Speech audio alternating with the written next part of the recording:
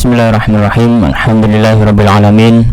Wassalatu wassalamu ala asyrafil anbiya'i wal mursalin nabiyyina wa sayyidina wa qurrati a'yunina Muhammadin wa ala alihi wa ashabihi wa man sara ala nahjihi ila yaumiddin. Ya ayyuhalladzina amanu taqullaha haqqa tuqatih wa la tamutunna illa wa antum muslimun. Fa inna asdaqal hadithi kitabullah wa khairal hadi hadi Muhammadin sallallahu alaihi wa ala alihi wasallam wa syarrul umuri muhdatsatuha wa kullu muhdatsatin bid'ah wa kullu bid'atin dhalalah wa kullu dhalalatin finnar. Ikhwan fid din wa akhwat fillah, ma'asyiral muslimin jamaah rahimani wa rahimakumullah,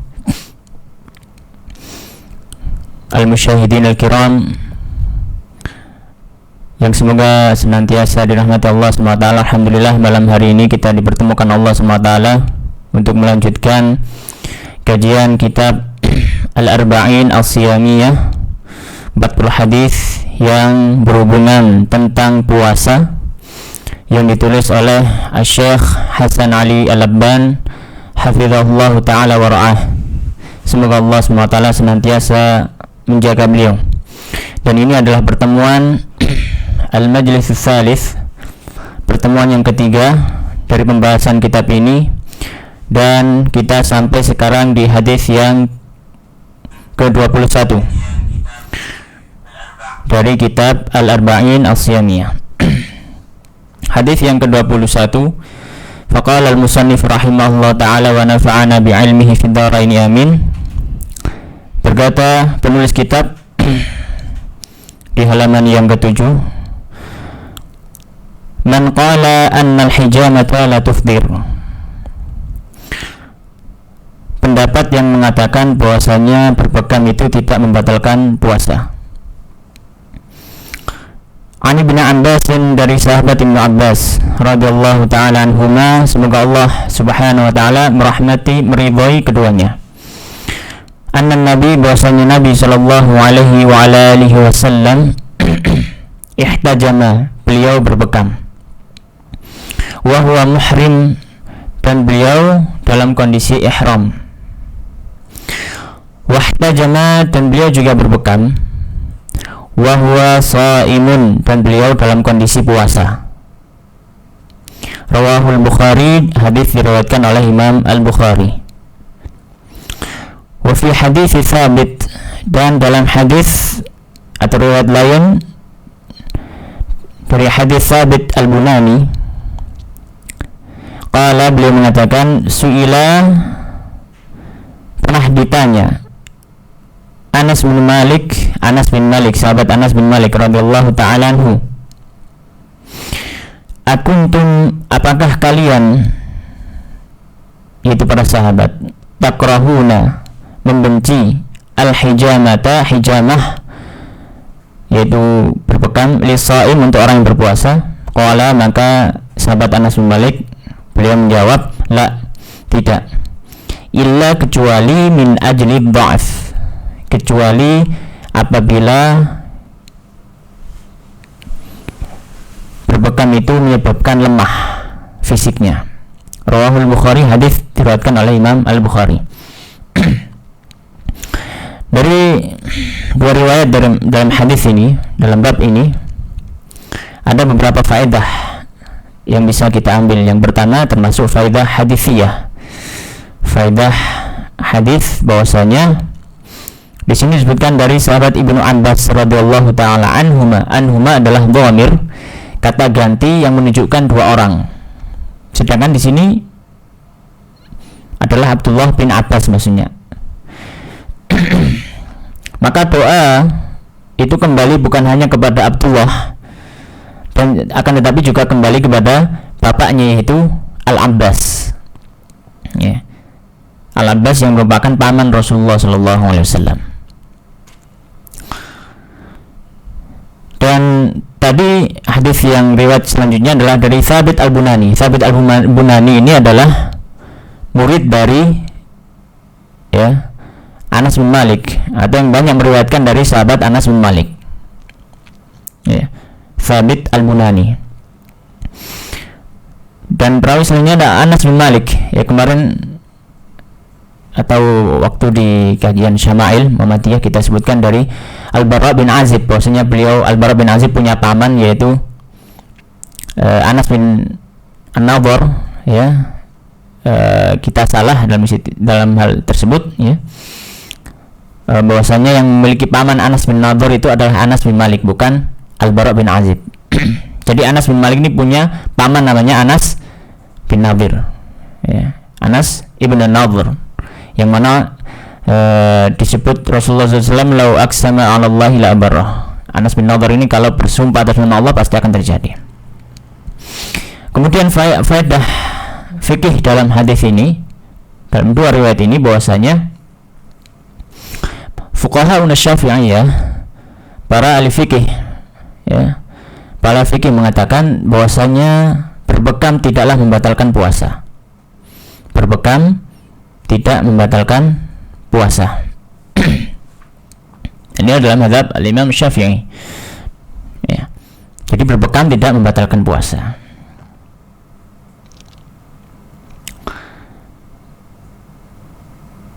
Dan ini juga bisa diistinbatkan atau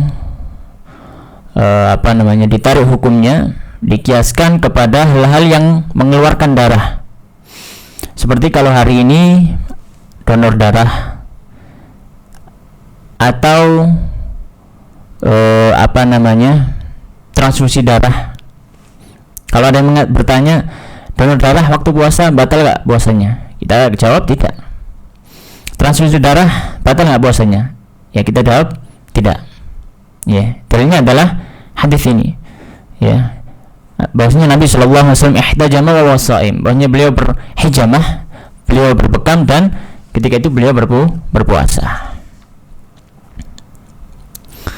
Hanya saja sebagian para ahli fikih mengatakan bahwasanya berbekam ini makruh, ya, berbekam ini makruh, ya, khurujan minal khilaf. Kenapa kok makruh? Karena keluar dari khilaf. Karena pendapat lain, ya, dalam mazhab Hambali mengatakan berbekam itu membatalkan puasa, ya. Maka para fuqaha mengatakan bahwasanya berbekam ini makruh, ya, berbekam ini makruh, ya. Dan apabila kalau karena sebab bekam ini dia menjadi lemah sehingga tidak berpuasa, maka bekam tersebut menjadi haram hukumnya, ya. Bekam tersebut menjadi haram hukumnya, ya. Semisal orang ini punya darah rendah, ya, kalau dikurangi darahnya dia bisa pingsan. Maka kalau dia masih nekat untuk berbekam atau transfusi darah dan sebagainya, maka batal puasanya, ya, maka batal puasanya. Baik. Kemudian hadis yang selanjutnya, qala musannif rahimahullah taala, hadis yang ke-22, ar-rukhsatu fil iftar. Rukhsah keringanan fil iftar, ya, untuk berbuka. Liman hadara syahr Ramadan, bagi orang yang bertemu dengan bulan Ramadan, fasama, kemudian dia berpuasa, thumma safara, kemudian dia safar, ya, kemudian dia safar. An bin Abbas, dari sahabat bin Abbas, wala, beliau mengatakan safara Rasulullah sallallahu alaihi wasallam pernah safar fi Ramadan, di bulan Ramadan. Fasama, kemudian, ya, maka beliau berpuasa hatta, hingga balagha, sampai Usfan, daerah Usfan, ya, sebuah daerah, ya, nama sebuah daerah, sampai beliau di daerah Usfan. Thumma, kemudian da'a, beliau meminta bi'inain, sebuah wadah, min ma'in, yang ada airnya, ya, maksudnya wadah segelas atau satu cangkir gitu, ya, air. Fasyariba, maka beliau pun meminum, naharan, di siang harinya, liuriyahu, supaya beliau menunjukkan hal tersebut annasa, kepada manusia. Fa'aftara, maka beliau pun mokel gitu, ya, kalau bahasa Jawa mokel, ya, maka beliau pun berbuka, ya, beliau pun mokel gitu, ya, hatta, hingga qadima Makkah, beliau sampai ke Mekah. Qala, dan riwayat dari Ibnu Abbas ya. Riwayat dari Ibnu Abbas. Wa kana Ibnu Abbas dan Ibnu Abbas yaqul, beliau mengatakan shoma Rasulullah, bahwasanya Rasulullah sallallahu alaihi wasallam berpuasa fi safar, ketika safar, wa aftara, dan beliau berbuka puasa. Faman syaa, maka barang siapa yang mau shoma, dia boleh puasa. Wa man syaa, dan barang siapa yang tidak mau aftara, maka boleh dia berbuka atau mokel. Muttafaqun alaih, hadis diriwayatkan Bukhari dan Muslim. Baik, hadis ini memberikan faedah kepada kita ya, memberikan faedah kepada kita bahwasanya yang pertama, safar termasuk rukhsah dalam boleh kita membatalkan puasa, yang sebagaimana sudah kita bahas ya beberapa waktu yang lalu di pembahasan ini ya. Jadi safar itu salah satu rukhsah, keringanan yang memperbolehkan kita untuk mokel, dengan syarat safarnya adalah as-safarut tawil, bukan as-safarul qasir. Jarak safar yang panjang, yang mana jarak safar yang diperbolehkan di dalamnya untuk qasar salat, bukan safar pendek. Kalau dalam mazhab, maka jaraknya sekitar antara 82 sampai 90 km, atau ada yang mengatakan 100 km lebih. Itu adalah safar yang boleh untuk mokel. Tapi kalau kurang dari itu ya, misalkan sekitar 30 kilo, 50 kilo ya, Mojokerto Surabaya, Mojokerto Jombang ya, atau Mojokerto Nganjuk mungkin ya, Mojokerto Nganjuk. Ini masih jarak-jarak yang safar qasir ya, jarak safar yang pendek, maka tidak untuk mokel ya, masih disuruh untuk berpuasa. Kemudian faedah yang kedua, bahwasanya keringanan kita untuk berbuka puasa ketika safar itu bukan sejak kita mau niat safar. Contohnya seperti ini. Hari ini misalkan malam ini, besok kita mau safar besok jam 9 pagi atau jam 10 pagi ya, dan ternyata malam hari ini kita nggak sahur, kita sudah niat aku besok safar gitu ya, tak lungo, besok kan lungo gitu ya. Maka pagi harinya dia tetap berpuasa, bukan tidak berpuasa sejak pagi hari, bukan. Pagi hari tetap sahur, kalau sahur tetap berpuasa ya. Nah, terus di mana dia berbukanya? Dia berbuka ketika di perjalanan. Ini yang disampaikan oleh para ahli fikih. Jadi bukan sejak pagi dia sudah mokel, ketika di rumah belum berangkat dia sudah nggak puasa, bukan. Tapi ketika di perjalanan. Karena nas-nasnya itu menunjukkan bahwasanya mokelnya atau berbukanya Rasulullah SAW itu ketika di tengah safar. Hadis ini juga ayat ya, dan juga ayat. Di dalam ayat disebutkan ala safar ya, ketika di atas safarnya ya, jadi bukan sejak pagi. Baik. Kemudian faedah yang ketiga adalah termasuk rukhsah, karena termasuk rukhsah safar ini, maka bukan harus kita untuk berbuka, tidak. Tapi tetap boleh kita mengambil pilihan ya. Kita mau berbuka silahkan. Kalau misalkan jaraknya jauh memang tapi kendaraannya enak gitu ya, naik pesawat atau naik kereta, tapi kereta yang eksekutif misalkan, yang bisnis ya, nyaman gitu ya, nggak kerasa ya, maka kalau kalau mau puasa silakan puasa ya, kalau mau berbuka silakan berbuka ya. Kemudian hadis yang selanjutnya yang ke-23, barakatus sahur, barokah dari sahur. Isya jam berapa? 10:04. Oh iya, ngebut titik. Baik, selanjutnya ya kita akan baca saja dengan ta'liq yang yang ta'liqun basyit. Hadis ke-23, barakatus sahur, berkahnya sahur. An Anas bin Malik, dari Anas bin Malik radhiyallahu ta'ala anhu, qala, beliau mengatakan, qala Nabi, bersabda Nabi sallallahu alaihi wasallam, tasahharu, bersahurlah kalian, fa inna, karena sungguhnya fis sahuri, di dalam sahur, barakatan, ada barokah. Muttafaqun alaih, hadis riwayat Bukhari Muslim. Hadis ini memberikan faedah kepada kita, sahur itu ada barokahnya, maka termasuk sunnah adalah kita memakan sahur ya, kita makan sahur, ya. Meskipun sahurnya adalah sedikit, meskipun sahur ya cuma minum air, ya, atau makan satu butir kurma, ya, tapi di situ ada barokah, ya, di situ ada barokah. Dan sahur ini ya, sebagaimana disampaikan oleh para ahli fikih bahwasanya sahur ini berhentinya adalah atau akhir waktunya adalah hingga masuknya fajar as-shadiq, al-fajr as-shadiq, ya. Dalam ayat disebutnya hatta tabayyana lakumul khaytul abyadu minal khaytil aswadi minal fajr tsumma atimus syiyama ilal lail, ya. Maka sampai ketika terbit fajar, ya sudah selesai, tidak boleh sahur. Makanan masih di mulut, masih ada makanan di piring, masih ada minuman di gelas, di tangan kita. Apakah kita minum sekalian meskipun sudah masuk fajar? Maka tidak boleh diminum, dibiarkan, ya. Makanan yang di mulut dimuntahkan, ya, kecuali kalau sudah masuk perut, ya. Dan batasannya adalah fajar, bukan azan, karena terkadang azan itu mendahului fajar, ada yang lebih lambat dari fajarnya, nah, seperti itu.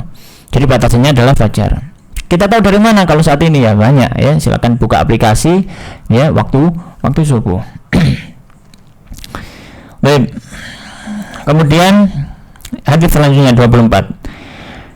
Ajrul muftir, pahala orang yang mokel fi safar, ketika dalam safarnya, idza tawallal amal, ketika dia mendapatkan satu tugas atau melakukan suatu amal. An Anas, dari sahabat Anas radhiyallahu ta'ala anhu, qala, beliau mengatakan, kunna ma'an nabi, kami dahulu bersama Nabi sallallahu alaihi wasallam, aktsaruna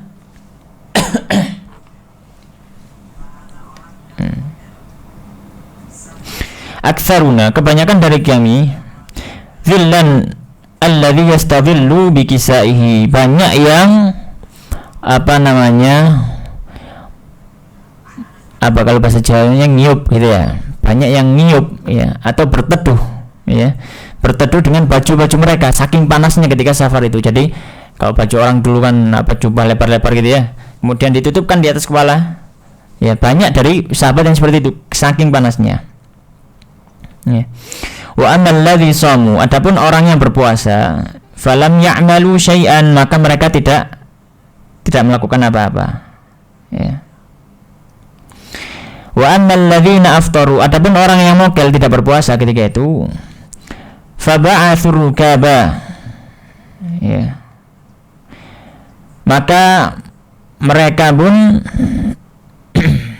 ya, mereka pun menunggangi tunggangan-tunggangan, ya, ya, kalau gampangnya supir gitu, ya, mereka yang nyupir. Wamtahanu, dan mereka melakukan amal-amal, kegiatan, aktivitas. Wa'alaju, dan mereka mengobati teman-teman mereka. Faqala Nabi, maka bersabda Nabi sallallahu alaihi wasallam, zahabal muftiruna al-yawma bil ajr, orang-orang yang mokel hari ini, kata Rasulullah sallallahu alaihi wasallam, mendapat pahala. Muttafaqun alaih, diriwayatkan oleh Bukhari dan Muslim. Di sini ada faedah yang pertama adalah bahwasanya terkadang ya, Allah SWT menyediakan pahala, ya, bagi orang yang, atau dari amal yang mungkin kita pandang itu adalah amal yang remeh. Kalau kita melihat di sini, ya, para sahabat yang tidak puasa ini, mereka punya kekuatan lebih, kemudian mereka membantu temannya, ya, menata barangnya, ya, kan di safar gitu, ya, menata barang, kalau beristirahat, ya, menurunkan barangnya, kemudian mengikat hewan kendaraannya dan seterusnya. Mereka menggantikan temannya, membantu temannya, ya, ternyata mereka mendapat pahala yang lebih di sisi Allah SWT. Dan seperti itu juga amal. Kadang Allah SWT menyediakan pahala yang besar dari amal-amal yang pandang manusia remeh. Banyak hadisnya, ada perempuan, dia berzina, dia masuk surga hanya gara-gara memberi minum seekor anjing, ya, gitu, ya. Dan juga ada seorang pembunuh yang masuk surga, ya, pembunuh, ya, membunuh 99 orang, ya, 100 orang, ya, dia masuk surga karena apa? Dia punya niat untuk bertobat, ya. Dan juga termasuk hadis ini membantu orang lain, membantu orang lain itu juga termasuk bernilai sedekah.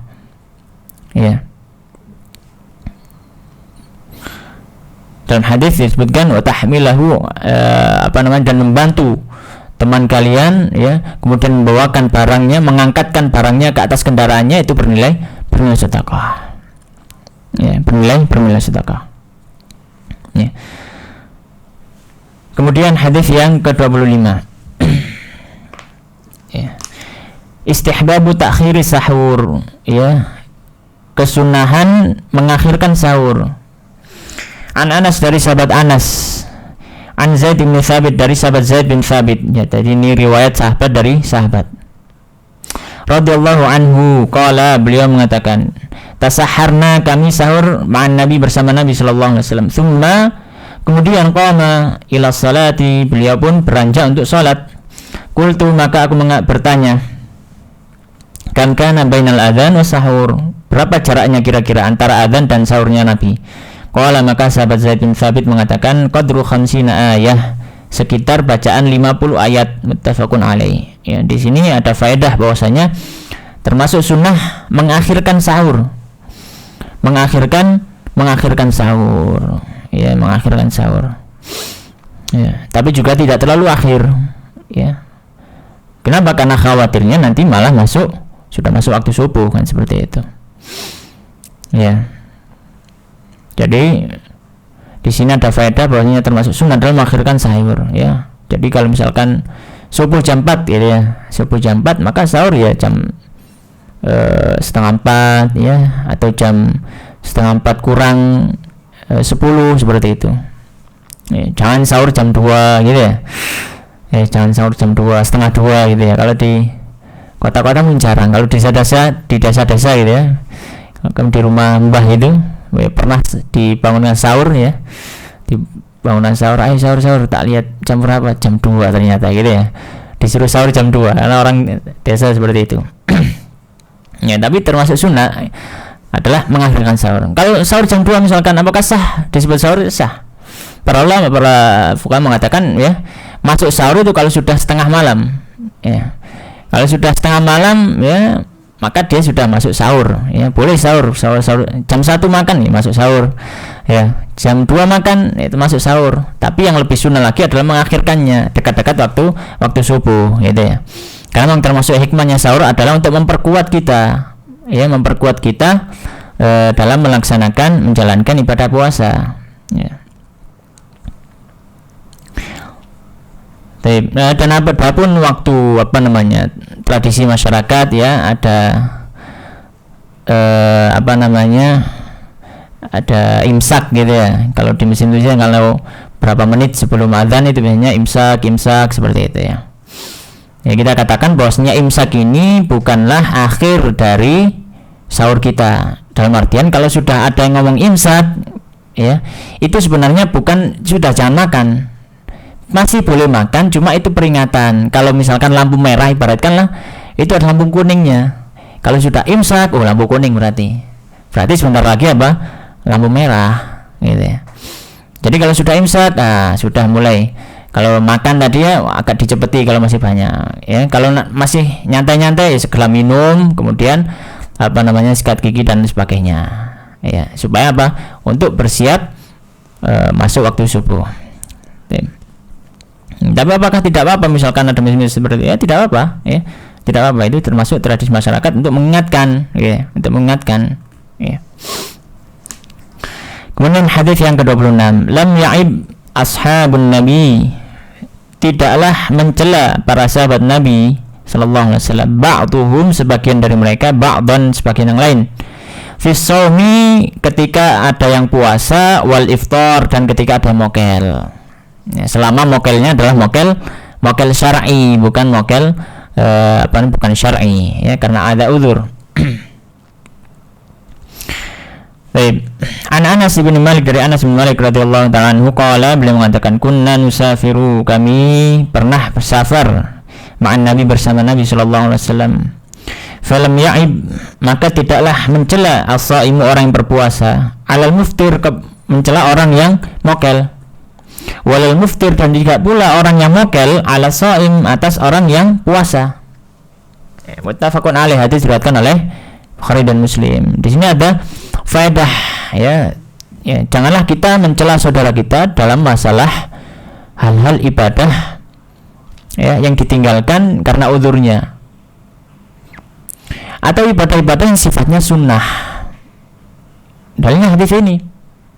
Para sahabat, ketika ada sahabat yang nggak puasa, kenapa? Karena uzur, karena safar. Tapi ada yang safar tetap puasa.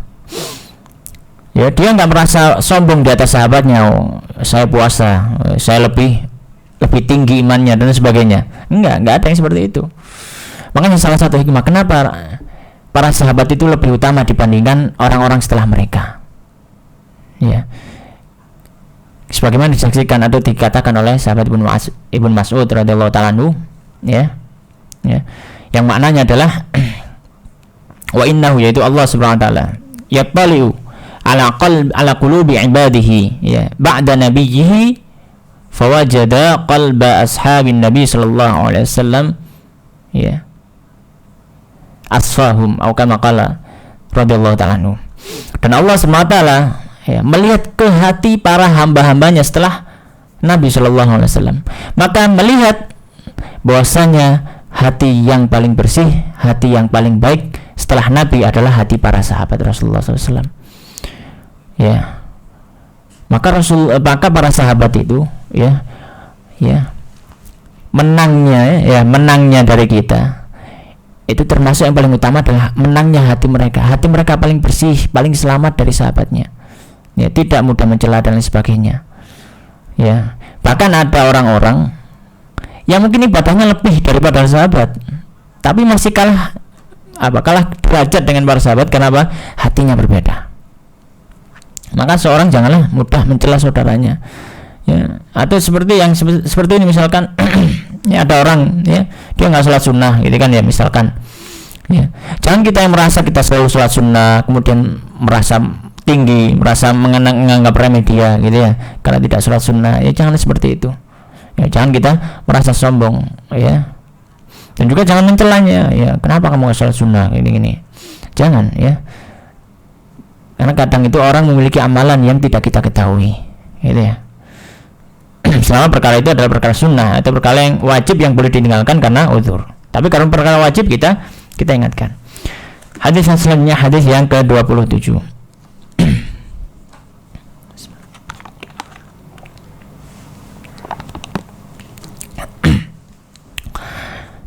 Ahabbu siyami ilallahi siyamu Daud. Puasa yang paling dicintai oleh Allah Subhanahu wa taala adalah puasanya Nabi Daud. An Abdullah bin Amr ibn As, dari sahabat Abdullah bin Amr bin As radhiyallahu ta'ala anhuma, anna Rasulullah, bahwasanya Rasulullah sallallahu alaihi wasallam qala lahu, bersabda kepadanya, ahabbus salati, salat yang paling dicintai ilallahi oleh Allah Subhanahu wa taala, salatu Dawud alaihi salam, salatnya Nabi Daud. Wa habbus siyami ilallah, dan puasa yang paling dicintai Allah Subhanahu wa taala, siyamu Dawud, adalah puasanya Nabi Daud alaihi salam. Bagaimana salatnya? Wa kana yanamu nisfal laili, Nabi Daud ini tidur nisfal laili, sampai sepertengah malam. Wa yaqumu, dan beliau bangun thulutsahu, di sepertiga malam.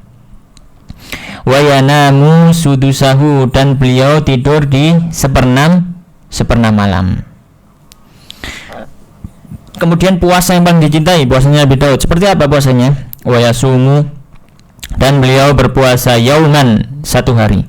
Wa yuftiru, dan tidak berpuasa yauman, satu hari. Ya.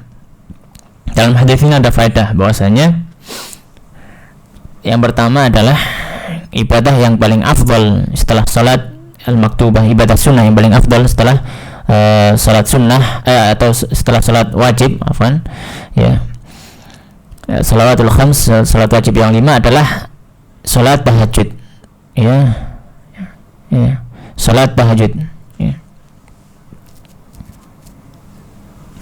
Dan ini salah satu keutamaan yang dimiliki oleh oleh kaum muslimin, salat tahajud. Dan waktu yang paling afdal adalah sebagaimana salat tahajudnya Nabi Daud, ya. Jadi beliau tidur setengah malam, ya. Beliau tidur setengah malam, ya. Kemudian beliau bangun sepertiganya, ya, untuk sholat. Kemudian beliau beliau tidur seperenamnya, ya. Beliau tidur seperenamnya, ya. Jadi kalau misalkan taruhlah kalau misalkan waktu malam, ya, waktu maghrib misalkan jam 6, kemudian waktu subuh jam 4, ya, tinggal dibagi saja, bagi separuh, ya. Maka setelah separuh itu, ya, itu diambil untuk sholat, ya, diambil untuk sholat.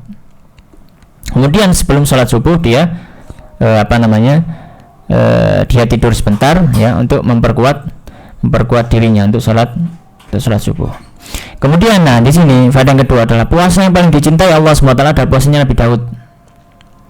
Puasanya Nabi Daud seperti apa? Sehari puasa sehari tidak, ya. Jadi sehari puasa sehari tidak, sehari puasa sehari tidak, ya.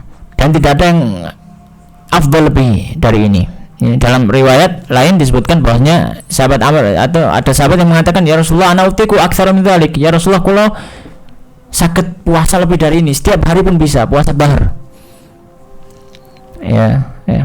Maka Rasulullah SAW bersabda, au fi makna, ya, la yujad afdal min dzalik, atau kama qala Rasulullah SAW, tidak ada yang lebih utama dari puasanya Nabi Daud, ya. Sehari puasa dan sehari berbuka. Ya. Baik. Kemudian hadis yang selanjutnya ke-28, an-nahyu an siyamid dahar, larangan dari puasa dahar. Puasa dahar itu adalah puasa terus menerus. Puasa terus menerus. An Abdullah bin Amr, dari Abdullah bin Amr, qala, beliau mengatakan, dakhala alayya, bahwasanya telah bertemu kepadaku siapa? Rasulullah sallallahu alaihi wasallam. Faqala, maka beliau bersabda, alam akhbar,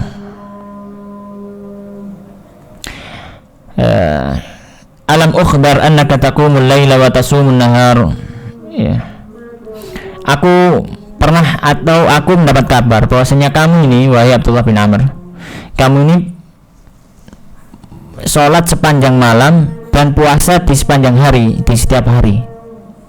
Qultu, maka aku mengatakan, bala, nggih Rasulullah, iya. Qala, maka Rasulullah bersabda, fala taf'al, jangan lakukan. Qum wa nam, ya, bangun sholat tapi juga tidur, ya. Wa sum wa aftir, puasalah tapi juga, ya, berbukalah. Itu maksudnya, ya, nggak harus puasa terus setiap hari, gitu, ya. Ada 7 hari dalam sepekan puasa semua, enggak. Tapi ya sehari puasa, 2 hari puasa, sehari nggak puasa, dan seterusnya, ya. Jadi selang-seling. Fa inna li jasadika 'alaika haqqan, karena tubuhmu ini punya hak atasmu, punya hak untuk untuk dijaga, ya, dirumat, diramut, ngaten. Wa inna li 'ainika 'alaika haqqan, dan penglihatanmu, matamu, ya, juga punya hak, ya. Dia punya hak untuk tidur, ya, bukan dipakai terus, gitu, ya. Wa inna li zaujika, itu bukan ro, ya, tapi jim, ya, li zaujika 'alaika haqqun, dan istrimu juga punya hak untukmu, gitu, ya. Istrimu juga punya hak untukmu atau atasmu, ya. Istrimu juga punya hak atasmu, ya. Punya hak untuk diberikan nafkah batin, ya, misalnya seperti itu, dan juga nafkah lahir. Wa inna li zaujika 'alaika haqqan, ya, benar berarti tadi, ya. Wa inna li zaurika itu maksudnya adalah untuk tamumu, gitu, ya, untuk tamumu. Ketika ada tamu, kita disunahkan untuk ikramud dhaif, untuk memuliakan dengan memberi makan dan sebagainya. Hendaknya kita ikut makan juga supaya tidak malu tamunya untuk makan. Jadi kalau ada yang bertamu, maka kan kita puasa terus. Ketika ada tamu, jadi malu tamunya, kita makan, tuan rumahnya nggak makan karena kita puasa. Wa inna li zaujika 'alaika haqqan, dan istrimu juga punya hak atasmu, ya. Wa innaka 'asa an yatula bika umur, dan mungkin saja atau semoga engkau memiliki umur panjang. Wa inna min hasbika an tasuma min kulli syahrin 3 ayyam, ya. dan cukup bagimu, ya, kalau kamu mau cukup bagimu untuk berpuasa di setiap bulan 3 hari, ya, puasa Ayyamul Bid, ya, puasa mutih kalau ya cara Jawa gitu ya, puasa mutih. Jadi pada tanggal 13, 14, 15 di bulan Hijriah.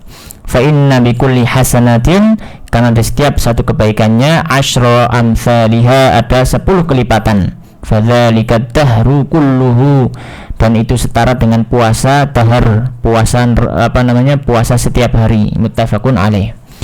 Ya, di sini ada ada faedah bahwasanya puasa dahar, ya, puasa dahar, ya, Rasulullah SAW melarang sahabat ini untuk puasa dahar, ya, melarang puasa dahar, ya. Dan beberapa ulama, ya, menyebutkan, ada mengatakan boleh puasa dahar, ya, boleh, ya, selama dia kuat, ya, boleh untuk puasa. Kalau misalkan dia tetap puasa, ya boleh, sah, ya. Tapi alangkah baiknya kalau misalkan, ya, dia puasa Daud saja, kalau ingin tetap berpuasa, ya, diselang-seling puasanya. Baik. Kemudian kita lanjutkan sampai hadis ke-30, kurang 2 hadis. Hadis yang ke-29, mata yahillu fitrus shaim, kapan boleh untuk berbuka puasa bagi orang yang berpuasa. An Umar bin Khattab, dari Umar bin Khattab radhiyallahu ta'ala anhu, qala, beliau mengatakan, qala Rasulullah, bersabda Rasulullah sallallahu alaihi wasallam, idza aqbala al-lailu, jika datang waktu malam, wa adbaran naharu, dan pergi waktu siang, wa gharabatis syamsu, dan matahari tenggelam, faqad aftara shaim, maka boleh atau silahkan untuk orang yang berpuasa berbuka. Muttafaqun alaih. Ya, ini adalah, dalam hadis ini ada faedah, ya, bahwasanya akhir dari puasa kita di siang hari adalah sampai tenggelamnya matahari, yaitu waktu maghrib, ya. Wa gharabatis syams, di sini titik penjelasannya, dan matahari tenggelam, ya, dan matahari tenggelam seberapa, sampai, ya, tenggelam, ya, kursus syams, ya, kursus syams itu bulatan matahari itu sampai hilang semua, itu masuk waktu maghrib, ya, ketika itu. Jadi ketika sudah masuk waktu maghrib, maka silakan kita untuk berbuka, ya, silakan kita untuk berbuka.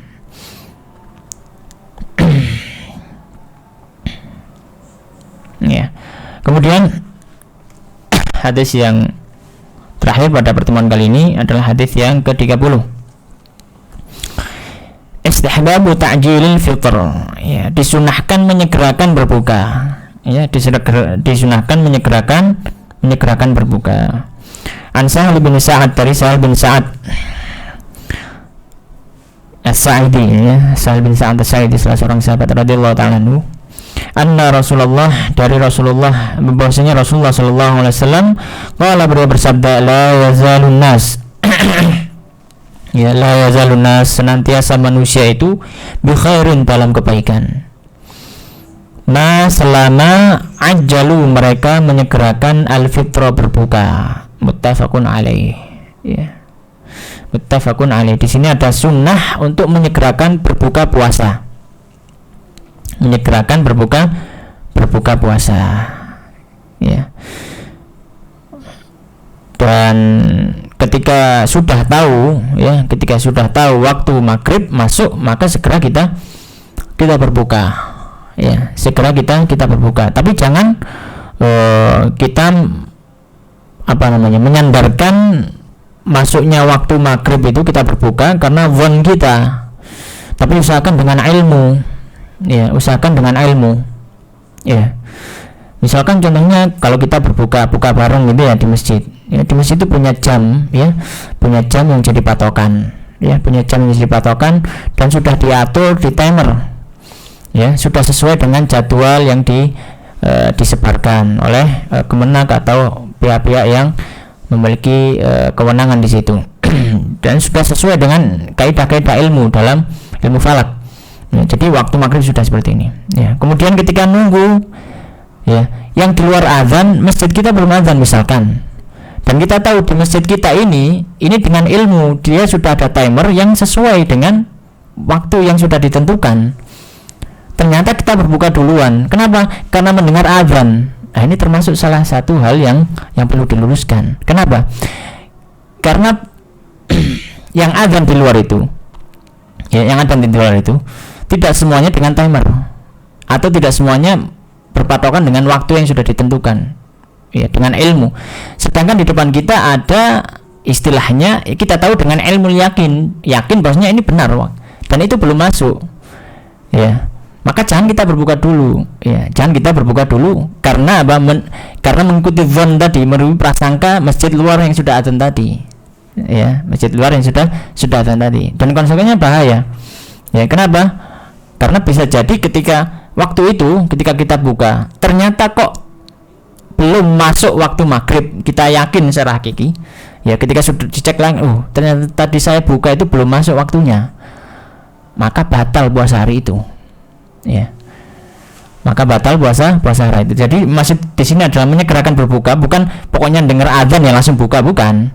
Tapi dengan ilmu bahwasanya itu adalah waktu maghrib.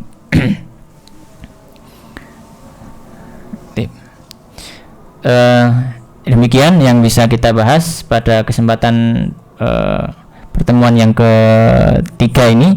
Semoga bermanfaat. Wallahu ta'ala alam wa sallallahu ala nabiyyina Muhammadin wa ala alihi wa ashabihi ajma'in. Subhanakallahumma wa bihamdika asyhadu an la ilaha illa anta astaghfiruka wa atubu ilaik. Wa akhiru da'wana alhamdulillahi rabbil alamin. Assalamualaikum warahmatullahi wabarakatuh.